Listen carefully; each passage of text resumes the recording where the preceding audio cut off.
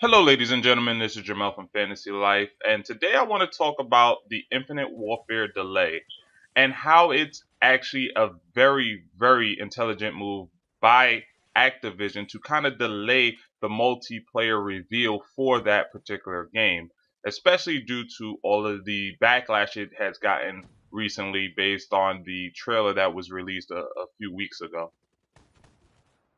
Now, for those who don't know, Infinity Ward is not going to be revealing the multiplayer at this upcoming week's E3. Instead, they're just going to be going more into the campaign mode, the more single player mode, the story mode of Infinite Warfare. And they're actually going to be holding off on the multiplayer reveal until their new COD XP event.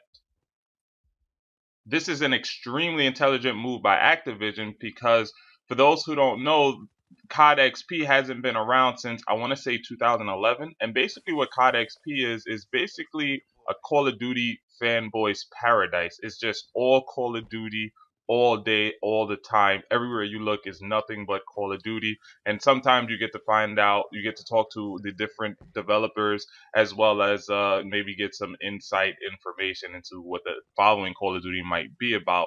So that's a really huge event for Call of Duty. It's going to get the Call of Duty fans very excited and they're going to put them in a good mood. And that's very, very smart.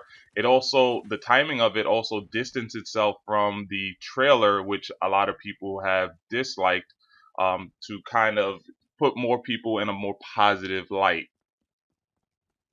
Now, it's undoubtedly that COD XP is a result of the massive dislikes that the Infinite Warfare trailer had got, and the conference calls for the shareholders that the CEO of Activision has been getting. This is obviously a reaction to that whole debacle, but it's a good reaction because it now gives Infinity Ward more time to kind of polish and tweak the mechanics of their multiplayer so that we don't go in there and have a preconceived notion of what it is. Now, whatever preconceived notions we might have about it, it gives Infinity Wards that much more time to make minor tweaks. So, for example, they did mention something about a chain based movement, whereas in, let's say, Black Ops 3, you can jump 10 feet in the air with this extra time, they might have more time to adjust it and tweak it to where instead of you being able to jump 10, 15 feet in the air, you can probably thrust maybe 5 feet in the air to make it more of a boots on the ground kind of feeling.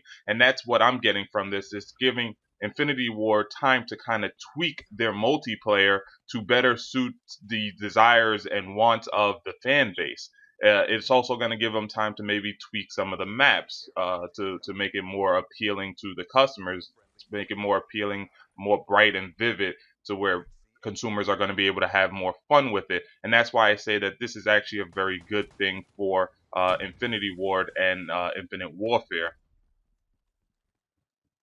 You also have to take into account that this is going to be a Call of Duty event. So most, if not all of the people that are going to this particular event are going to be fans of Call of Duty, which are going to more than likely promote the game in a more positive light. These are going to be people that are going to be able to talk about the game more favorably. So that's another smart move by Activision, as because of all of the bad and negative publicity Infinite Warfare has been getting, this is a way for them to be able to promote it in a more positive light by having fans of the game come try it out, have fun with it, and then talk positively about it.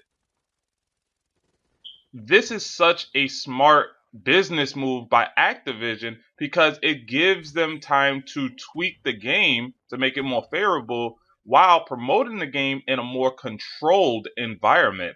They know that most of the people that are going to this event are going to be fans of the game. They're going to give the game a shot. They're not just going to shit on the game off the jump.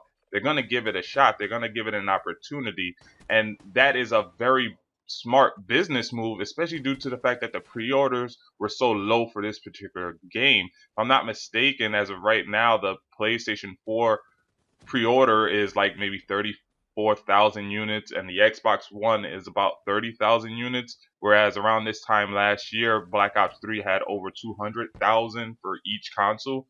So as of right now, the game is not performing very well, and this is a great opportunity for Activision to kind of turn the table, turn the tides.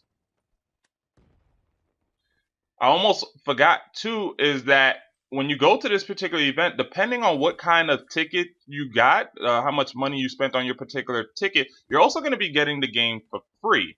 Now, this is a good way for them to not only promote the game in a more positive light, but to also kind of sell the game. Because I think if you get the $120 ticket or something like that, you get, a copy of the game for free, so on and so forth. So this is a way for them to promote the game in a positive light, basically sell the game, and also get it to the hands of more consumers earlier, especially to consumers that are going to talk favorable about this particular game. So, like I said before, this was a very intelligent move by Activision in order to kind of turn the tides for this particular game to a point where they may be able to break even or even make a profit off of this particular game. But it also is very good for us as the consumer because I can tell you right now the reason why they're not showing it off at E3, the multiplayer aspect of it, at least at E3, is because this is not a game we would have wanted. This is not a game that we would have liked. This is a game that would have done very bad had they showed off the multiplayer any sooner. So by them holding off on it, it's giving them time to make tweaks to make it more appealing to us as a consumer, to make it a game that we would want to invest our money in. And the tweaks I'm talking about are just minor tweaks. They're not going to be like overwhelming tweaks or anything like that. Like they're not going to go from chain-based system to all of a sudden it's going to be a boots on the ground. But what they can do is reduce the reliance on the chain-based system. Whereas again, like I'm gonna say Black Ops, where you can jump maybe 10 feet in the air, this one may now only allow you to jump 5 feet in the air.